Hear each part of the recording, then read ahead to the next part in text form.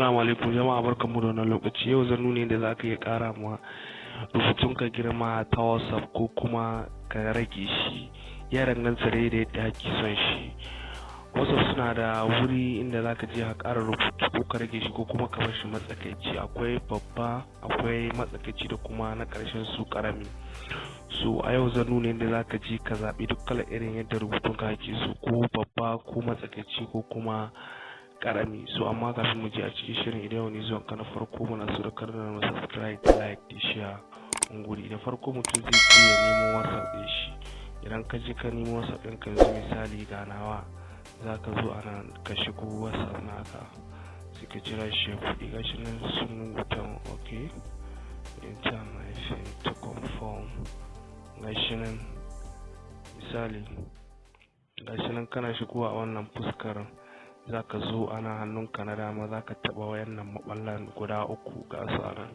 Kana taba su zaka zo a ƙasa, za ga inda aka sa setting, sai ka shiga wurin setting. Kana shiga wurin setting, za ka ga wayannan zabukan ya kawo ma, to anan zaka zo anan inda aka sa chat, gashi nan chatz. Kana shiga anan sai ka jawo ƙasa, kana jawo ƙasa, gashi nan zaka zo anan, za ka ga inda aka sa font size. Font size yana yin kamar irin yanayin girman rubutun kai da ake son shi.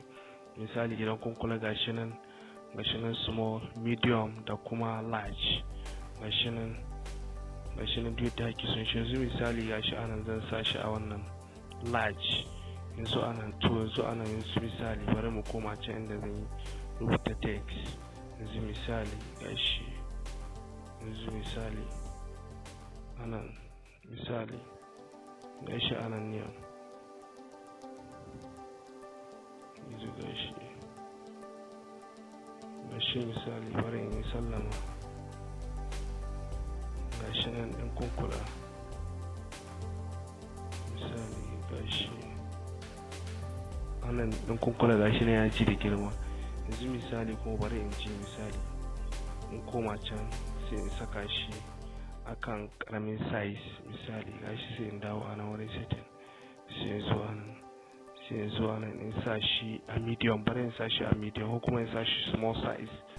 Misali gashi nan small, sai in dawo anan. Misali gashi misali ina wannan number, yanzu gashi number gashi anan, sai in ƙara yin text. Misali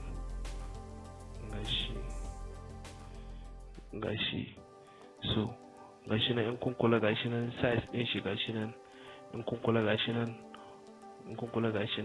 babba da karami anan.